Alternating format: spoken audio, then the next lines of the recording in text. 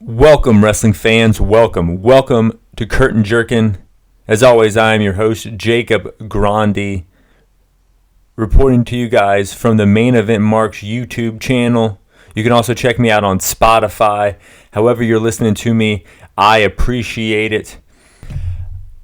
I'm going to be working on my pronunciation here, guys. I feel like I need to be more confident and pronunciate. I don't know if it's the Southern man in me, or I don't know, maybe it might be just lack of confidence. Maybe my brain is working faster than my mouth. Who knows what it is, but I do think that I need to speak more clearer.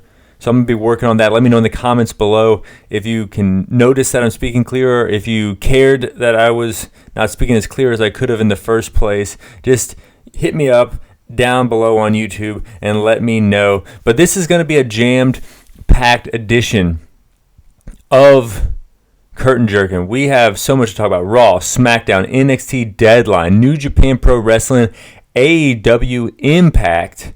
So much stuff to talk about. I'm just going to dive right into it. The week of CM Punk. What happened with CM Punk since we last spoke on the podcast to each other, or just me talking to you guys. CM Punk was on Smackdown. Over with the troops. Says he's not going to have his time cut this week, I guess alluding to his time being cut for his first promo on Raw because he was the final segment.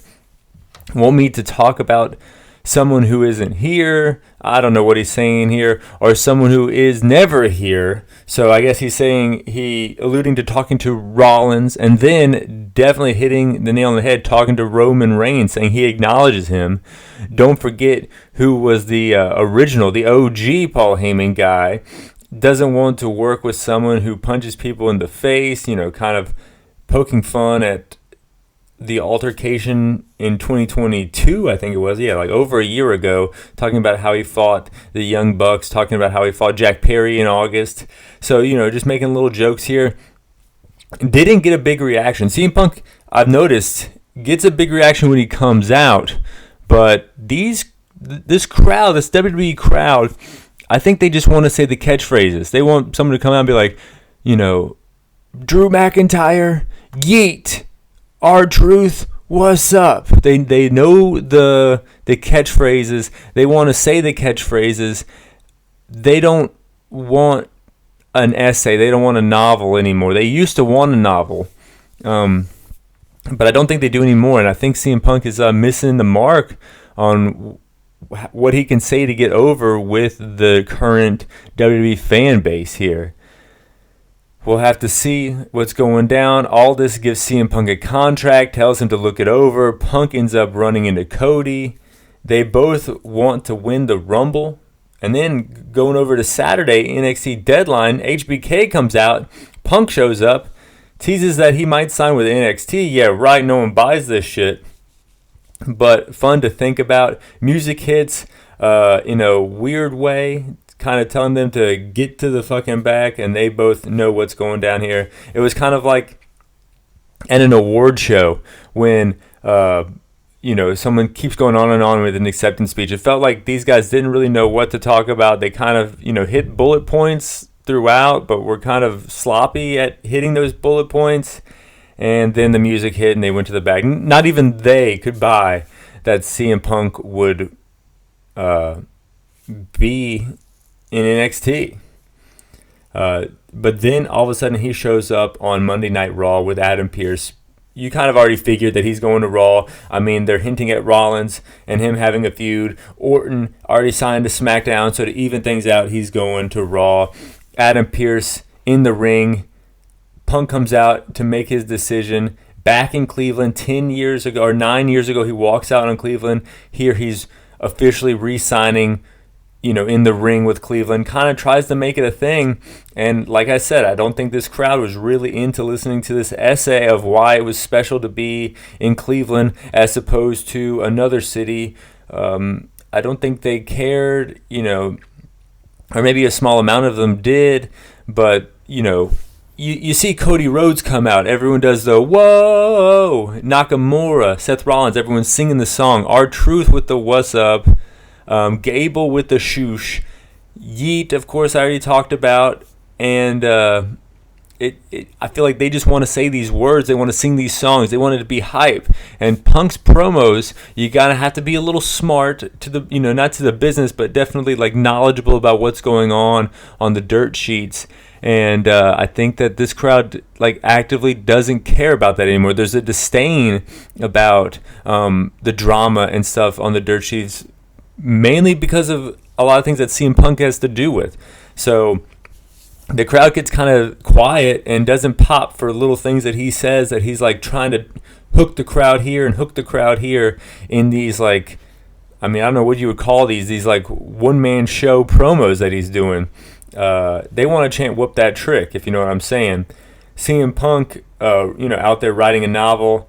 He signs to Raw, and then the music hits. Seth comes out. Seth looking at Punk. Punk looking at Seth.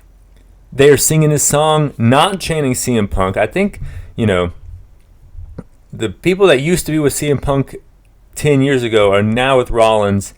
And like I said, Rollins has a cooler thing you can chant live. So I think they're going to go with that. And I think it's that simple, honestly. Then Seth asks for the mic. Don't you dare call this place your home. Then the CM Punk chants start. This is not your home. It's my home. I hate you. I was like, damn. Just said it right in the microphone. I will stand across from you and let you know in real time who is the best in the world. I thought that was a great line there because, I love CM Punk. I love him on the mic. I like his essay promos, but I don't think, I watch a lot of wrestling. I'm easy to please in the wrestling game. I'll watch whatever, where these guys only watch WWE and they're kind of getting bored. They're going to the popcorn. They're going to, get their foam finger. They're going to get their Cody Rhodes weight belt when Punk is talking. After they get the chance to chant CM Punk, they're dipping. I assume, I don't know. And CM Punk gets the mic and says, "Are you done? That is your one pass to stand here in the front of me and disrespect me without me coming after you."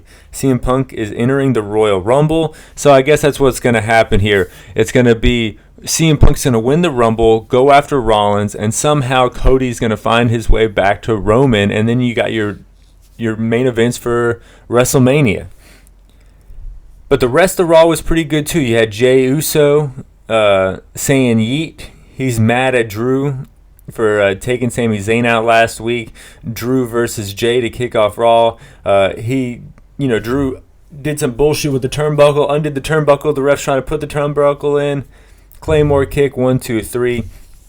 Drew actually runs into CM Punk backstage. Tension there. But then when CM Punk runs into Kofi, Gable, and Ricochet, nothing but love. The main event, Shinsuke Nakamura, he has it out for Cody Rhodes.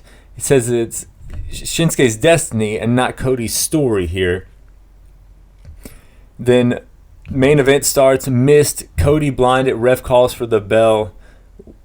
I wonder where this is going. Maybe Cody's not going to be in the Rumble because he's going to be tied up with this mess with Nakamura. Maybe Nakamura takes Cody out of the Rumble. I'm not sure. We'll have to see. Rhea Ripley versus Maxine Dupree. Maxine slaps her, and that just pisses her off. Riptide, Rhea talking a lot of shit. Then catches her in the prison trap, taps her out, doesn't let it go. Ivy Nile, of all people, seems scared, seems hesitant, but has seen enough as well. Steps up to the champ, almost challenging her indirectly without officially saying a word here. But that wasn't all we saw of Judgment Day. R-Truth out there with the rest of them. I think he thinks he's in the Judgment Day. This was pretty funny. Everyone's goofing around until he starts talking some shit. Says that he wants to kick JD out and says that Priest shouldn't call himself the boss. Not because he's not a good boss, but because Mommy doesn't like it. Priest takes him out. Creed brothers have seen enough. The buddies with Ivy Nile here. I see where they're going. They come out and they clear house even though it's a 4-on-2 brawl here. Becky and Nia Jax face to face. I didn't care about this feud.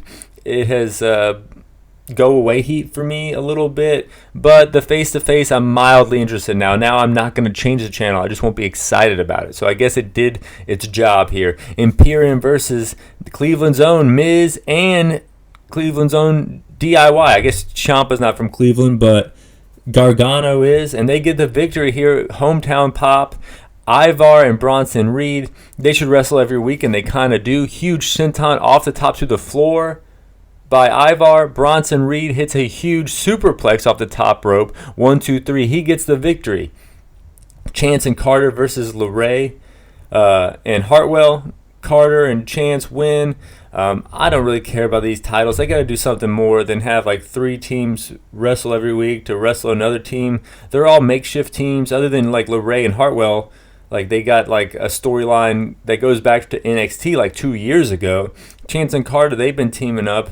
But, I mean, Knox and Natty, they don't really make sense. And the champions, Green and I can't even remember her name, Piper Niven, they don't really make sense either. So I don't know. I'm kind of over this whole division. They got to do something to spice it up. I feel like WWE is firing on all cylinders, and then you have just this division that's just like a placeholder on the show, where people could be getting misted here. You know, people could be singing CM Punk's song here. People could be saying yeet, and yet we're just sitting on our hands, waiting for one of these 3 teams to get a title shot, even though we probably have already seen it and forgotten about it. Jumping over to SmackDown, Aldis met Orton after getting RKO'd last week, putting him in a tag match with LA Knight against Solo and Jimmy. RKO 1, 2, 3. LA Knight and Orton get the victory. They coexisted here, but can they coexist in the future? We'll have to see. Bayley says she's staying in the back to the other ladies in Damage Control, and they agree. They say, hey, don't worry about it. Don't come out. That's cool. We were thinking the same thing. And then we have Charlotte versus Asuka. Handstand, springboard lariat, weird-looking moonsault. You know Charlotte's going off in this WrestleMania rematch here.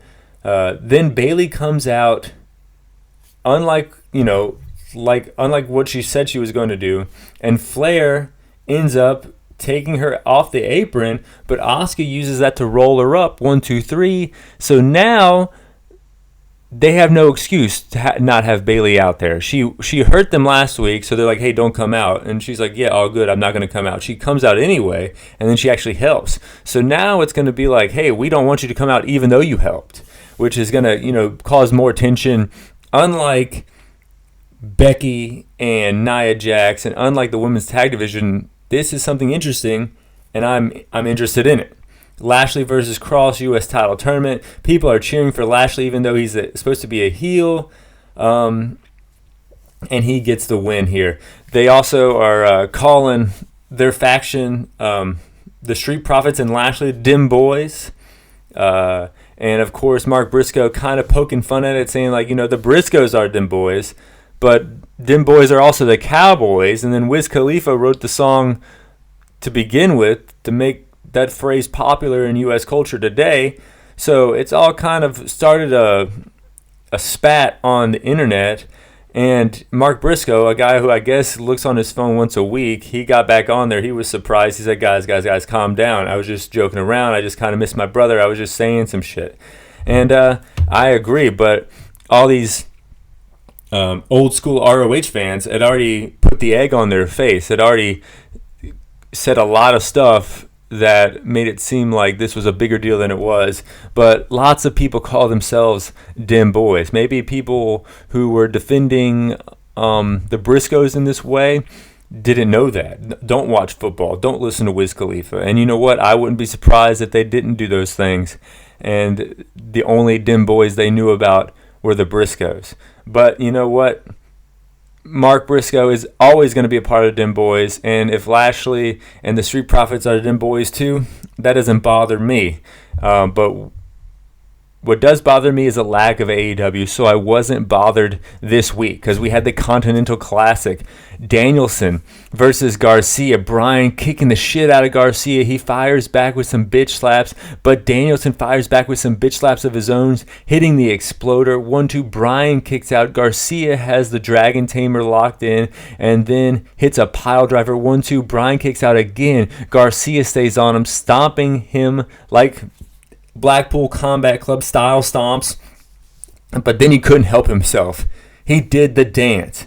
Right before he hits gets hit with the Psycho knee 1-2, kicks out. Garcia gets locked in the label lock and passes out, does not quit. What a fucking match. These Continental Classic matches are like the best thing on AEW, probably the best thing on weekly North American wrestling television, if you ask me. Going into Claudio versus Eddie, no love lost here. Great match.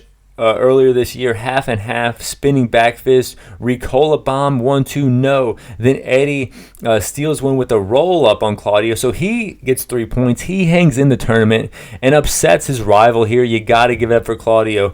Andrade versus Danielson. Danielson bleeding from his eye because the eye patch comes off. Snug kicks from Andrade, 2 lariats at the same damn time. Both men down. Andrade with a suplex, 1-2, no. Andrade also hits a spinning back elbow, 1-2, no. It's a fucking slugfest. Kicks from Bryan, spinning back fist, double knee in the corner, elbows in the corner, double knee again. He drops him, 1-2-3. Danielson gets a victory. Great fucking match. I love these Continental Classic matches. You gotta love, Christmas in July is cool. People put up a Christmas tree, have a Christmas party when it's warm outside. It's a fun little thing that like soccer moms like to do. But here I feel like it's July and Christmas here because the best tournament every year is the G1 in Japan, and it's hard to keep up with. Matches happen when I'm sleeping typically, and there's a lot of them, and it's hard to follow. They put too many guys in it in the past few years for me to watch every match. Where 2017, 2016, 2018, that's what I was doing. I was tuning in every single match, waking up every morning, blunt, coffee, watching some G1, if I'm being real with you guys. But over the years, had to put the blunt away. Don't get me wrong. Hit it sometimes, but not every match, if you know what I'm saying. And it went from an 8-man on either bracket to like 20 men on either bracket. I think there's 4 brackets now, so it's just hard to follow, and it got diluted a little bit here. And then all of a sudden, the Continental Classic, the G1 that is palatable for what I can watch week to week. It comes on when I'm awake. It comes on and I can talk about it with other people because it's accessible on TNT. I love the Cruiserweight Classic. I'm tuning in. I'm also tuning into Rampage, watching random ass matches with Angelico versus Orange Cassidy. Angelico has been in AEW since day one and really has never been pushed. They fired Jack Evans, breaking up the tag team that they originally had, and now he's with Super Netico. Grabs the leg of Cassidy. Danhausen grabs the leg of Angelico. So Super Netico and Danhausen, they have a little thing. This is all convoluted and didn't need to happen. Like a lot of times AEW, they put too much shit into their matches. I'll say that. Which is fine, it's cool. You don't have to be like Raw matches where the only thing that really takes place is the finish. But I mean, I just feel like they're trying too hard to get everyone involved. And when you try too hard to get everyone involved, you get the WWE Women's Tag Division, or you get Danhausen and Super Netico teasing a match that we probably will never see because both these guys would usually wrestle on Dark, and there's no Dark anymore. Trish Adora versus Abaddon. Love both these women in the ring. Abaddon being booked 2 weeks in a row. Trish Adora is good too, just like I said, but could not get the job done. Abaddon wins. Lights go out. Julia Hart is in the ring. The champ makes a challenge in a very spooky way. Abaddon versus Julia Hart. Who's spookier? People are missing people. What's going to fucking happen? Don Callis family versus Seidel and Danielson, throwing Seidel around like a damn ragdoll. It seems like there is... every few weeks they like trade out wrestlers here on Rampage and Collision. Like Tony Khan forgets that he has signed some of these guys. Like we saw Abaddon 2 weeks in a row. We saw Seidel and Danielson 2 weeks in a row. I bet Angelico is going to pop up once or twice here in the next month or so and then like go away again. It's kind of weird to watch. It's, I don't know what's going on, any traction. Who knows? It's kind of like, I know they get compared to WCW a lot, but it is kind of like WCW where like, Bobby Eaton and, Psychosis and like really good wrestlers would just kind of be fodder for like mid-card talent, and were like famous all around the world, were very, considered very good, but only could, pick up like matches on Worldwide every week. I know like they had minor success in the 90s in WCW, but I feel like Angelico and, Danielson and Seidel have a little bit of that Bobby Eaton in 1997 WCW kind of stench on them. Going over to Collision, though, Wardlow versus Mercedes. Old ROH rivalry here on Collision. Willow 1-2. Mercedes gets to the ropes. Willow knocks down Diamante. Fisherman bomb 1-2. Willow kicks out. Roll up 1-2-3. Willow gets the victory. They start attacking Willow, and then Statlander runs out with a fucking pipe. Chris Statlander comes out and chases them to the back with a chain, or they have a pipe. Statlander has a chain. It looks like we're getting a weapons match with Wardlow. It's not Wardlow, but Willow. And it's good that Anna Jay isn't anywhere around that. It's funny. It's like Anna Jay was getting the push, got legit injured because of Willow Nightingale. Willow Nightingale's still getting a little bit of a push. And it feels like Anna Jay, because she got injured and possibly because she dates Jack Perry, who, people don't like what he did in August or whatever that we already talked about involving CM Punk. It feels like she's getting hurt. So, like, no fault of her own, no fault of her nice ass, no fault of her wrestling ability, isn't being booked, I would say, properly. I would say she needs to get pushed more. But that's neither here nor there. We're not talking about Anna Jay. We're talking about Willie Mack versus Wardlow. And Willie Mack, they gave him a lot here against Wardlow, but he does get powerbombed and knocked out, just like we've seen for years. What are we doing with Wardlow here? I put up a poll. Who do you guys like, Braun Breaker or Wardlow? And most of my polls lean AEW. I guess that's just like the fan base I have is more pro AEW fan base than WWE. And so it leans typically AEW, but Braun Breaker beat Wardlow, and that's because they do shit with Braun Breaker. He's wrestling multiple people. He's in multiple feuds, where Wardlow is just like the GQ juggernaut, comes out there, power bombs people. No one chants Wardlow like they used to. And the only feud he's ever been in was the MJF feud, and that was like 2 years ago that they kind of peaked that, and they never gave us the end of that story. Maybe he's the devil. Maybe there's something that I'm just not picking up on, and there's like hints, but they need to do something with this man. They're going to lose him, and he's going to be like another Jade. He's going to sign to WWE, made to look like a bigger star than he ever has been, only to not even show up on their television.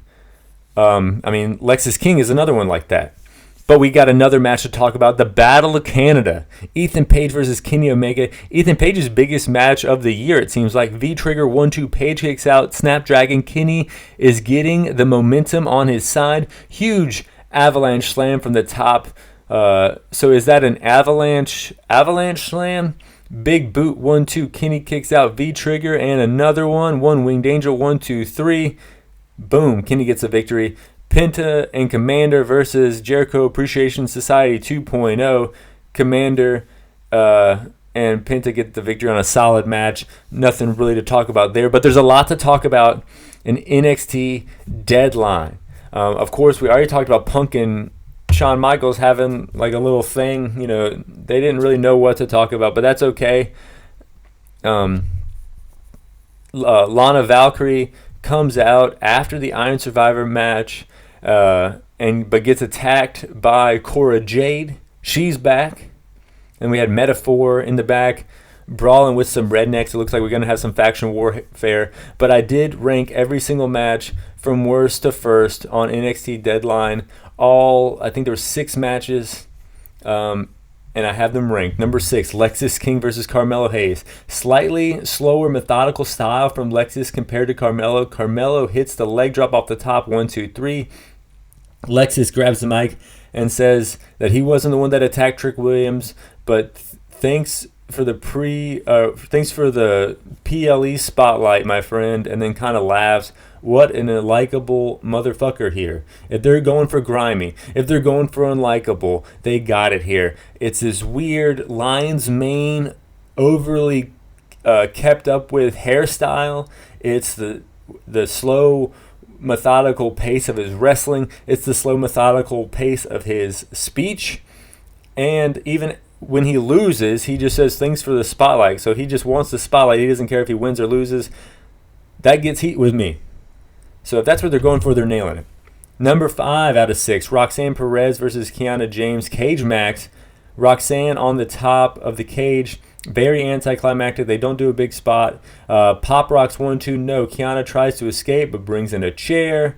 That comes into play. And then Izzy Dane helps out Kiana James, and they pin Roxanne Perez. I think this was a shitty finish to do this far into the show. Yeah, kind of lame. And then the curtain jerker of the evening, number 4 out of 6, Dragon Lee versus Dom. Ray on commentary. A lot of star power off the top. You have HBK, CM Punk, Rey Mysterio, all right there in the first 20 minutes.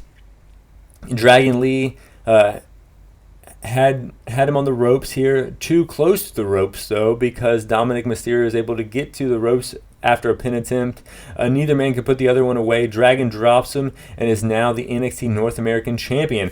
I don't think this is good here. I think linking Dragon Lee to NXT North American Championship, a mid-card title in NXT, is bad for his Smackdown push, and I think he was becoming a big star on Smackdown. Having Dom linked to the mid-card of NXT kind of helps his chicken shit heel-like ways. But nonetheless, it was a great match.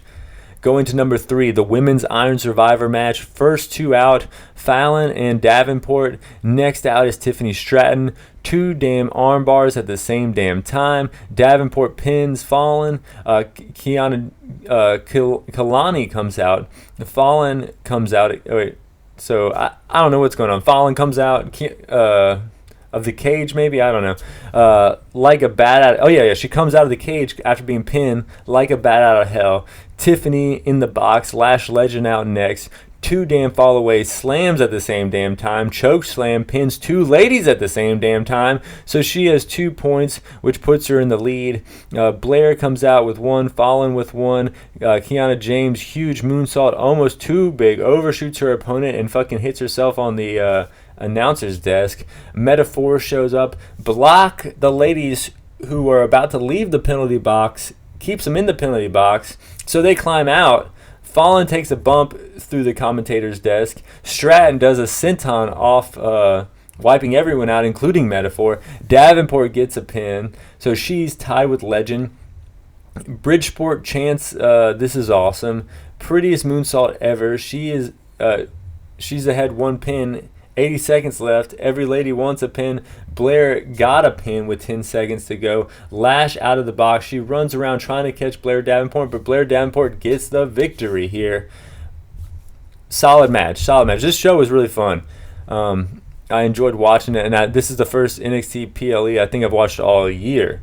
And then we had the top 2 matches on the show. The number 2 is Baron Corbin versus Dragunov. Corbin in control, has the pace where he wants it. Dragunov in trouble. Senton from the champ. Both men down. Chokeslam off the top. 1-2. Dragunov won't quit. DVD in the buckle to Corbin. Firing back the champion is doing, as I speak like Yoda. Drop kick, coast to coast. Corbin really helping him here with this coast to coast. Like, kind of leaning, he went coast to like almost, I would say. 3 H-bombs. Dragunov whispers sweet nothings in Corbin's ear for some reason. Don't know what was going on there. Torpedo, 1, 2, 3. Champ retains. Then Trick Williams comes out, which I'm kind of spoiling why Trick Williams would come out. But let's just get to it. The number 1 match on NXT Deadline, the Men's Iron Survivor Challenge match. Dijak and Briggs start things off. Dijak gets a pin as Tyler Bate comes out. Briggs out of the box and gets a pin. Bate pins Dijak again. All 3 have 1 pin, and then Trick Williams comes out next, and the crowd is going crazy. Bridgeport loves them some Trick Williams. Whoop that trick. Whoop that trick. They love saying it. If you can get your entrance over in WWE, you can get over in WWE. That's really how it is. Bate pins him. Bate pins Trick Williams, and they're still chanting for Trick Williams. That's why I thought, I was like, is this all entrance? Do they just like chanting the entrance? And then during the body of the match, whatever Trick Williams was doing was where the attention was, which makes me think that he is a fucking star. I've said it prior. Watching NXT now, I mean, he doesn't really impress me too much. He's got some size to him, and he's over. So, I mean, I'm not going to try to sit here and slander the man. He's over. He's got a fun entrance. He's got some size to him. He can make it in the WWE. Braun Breaker comes out next. Spear pins Briggs. Spear pins Bates. Spear pins Dijak. Just like that, he's in the lead. Trick dives on everybody. Dijak pins Trick. He has 2 falls. Frankensteiner into a power bomb. So Breaker, Frankensteiner off the top, launching their opponent into a powerbomb from Bate. 1, 2, 3. That gives Bate the pin here. I love that shit. That was cool. 5 minutes to go. Briggs and Dijak hit choke slams, hit a big choke slam to Bate. Double moonsault. 1, 2, 3. Dijak is tied for the lead. Briggs has 2. Bate ducks. 2 big boots. Boom. Briggs and Dijak lay each other out. Eddie Thorpe comes out, attacks Dijak. Trick pins Dijak, then Bate. So I think he's at 3. Big knee, 1, 2, 3. Trick Williams, with like 10 seconds to spare, wins the match, getting 4 victories here in the span of like the last 5 minutes. Whoop that Trick, whoop that Trick. I would say, I don't care. Trick Williams came across as the biggest star on a show with Shawn Michaels, CM Punk, and Rey Mysterio. I'll say that right here. He got bigger chance than the CM Punk chance. He was more over than the world champion. He was more over than the former world champion Braun Breaker. He was more over than the Raw superstars like Dominic and Corbin. Whoop that Trick. I'm a believer. I'm a believer in Trick Williams. I think he can go far. But I didn't only watch NXT. I watched New Japan Pro Wrestling. The new New Japan World sucks. I'll just say that. It used to be awesome. It used to be like the WWE Network for New Japan fans. You could go back to the 1970s and watch Andre the Giant. You could go to the 80s and watch Inoki and Tiger Match. You could go to the 90s and see the big Tokyo Dome matches with like featuring Ric Flair and Vader and Sting. You could do the mid-2000s and see Nakamura. For someone who is crossing over from American wrestling to world wrestling, New Japan World used to be where it's at. You can't do that shit anymore, and you can barely get around. They were supposed to have English commentary, which they've had for like 6-7 years now. They didn't have it for the World Tag League Finals. And, I mean, don't get me wrong, I watched New Japan prior to English commentary being so prevalent, but I do like intricate storytelling that you can get when knowing the language that the commentators are speaking. I'm just going to say that. I think that's obvious, but, I mean, I maybe wanted to articulate it a little bit in a way that didn't come across rude. LP and Hikuleo versus Goto and Yoshihashi. LP and Hikuleo, they're kind of on the rise here. Goto and Yoshihashi have won this thing before. Goto and Yoshihashi in white tights, looking like they know what, they're looking like a team. They were 2 singles guys. Now they're, I think, more known for this tag team than anything else. Yoshihashi has finally won a title with this team. Goto tried to climb the mountaintop, kept falling short for years, and then partnered with Yoshihashi, and now is like a multi-time tag team champion. And LP and Hikuleo got that black and blue look to them as well, looking cool. Keeping his explosive offense grounded, LP is, getting taken out, getting driven to the ground by Goto and Yoshihashi. LP breaks free and gets cut off the top rope. They're setting a table up on the outside. That table will come into play later. Chop battle from Yoshihashi and LP. LP jumps over Hikuleo to hit a crossbody, but Yoshihashi gets his knees up. This was a cool shot, too. The camera guy, deserves a raise here. Assisted avalanche powerbomb to Yoshihashi. 1-2. Goto breaks it up. Hikuleo crossbody over LP. Yoshihashi rolls out the way this time. Goto hot tag. Yoshihashi with a neck breaker to Hikuleo. And then Goto extends his knee. So his neck just gets double fucked here, for lack of a better term. That looked nasty. They hit their finisher through a table to Hikuleo. LP trying to fight them off, but it's a 2-on-1. Hits Goto with Goto's own finisher at one point. Goto won't quit, but neither will LP, and then they put him away. Yoshihashi and Goto, for like the third time, win the tag league. I'm glad I didn't watch the whole tag league, knowing that it was just going to go to Goto and Yoshihashi again. That seems kind of redundant, but this match was good. I didn't watch Impact Wrestling Final Resolution. I'll admit that right here, but I do have the results, and I did want to give them some love. Frankie Kazarian beats Shelton Jean in the pre-show. Impact World Tag Team Champion Chris Bay and Ace Austin defeat Eddie Edwards and Brian Myers. I love Eddie Edwards and Brian Myers' team. It's like the American Wolves, the worst guy in American Wolves and the worst guy in the Impact Players team up together to take the L. You gotta love it. Jody Threat and defeats Alicia Edwards.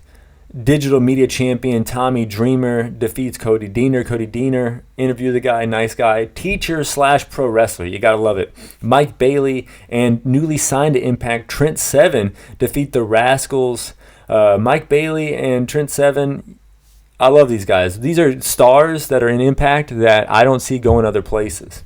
So I would push these guys, so I think Impact did the right thing here. Jake Something defeats Jason Hotch. Moose defeats Rhino. What a TNA Impact match right there, Moose versus Rhino. Trinity and Jordan Grace defeat Deonna Purrazzo and Giselle Shaw. I bet that was possibly the best match on the show. Josh Alexander and Zack Sabre Jr. defeat Motor City Machine Guns. Damn, that might have been the best match on the show right there. No world title match, no X Division match. I don't know.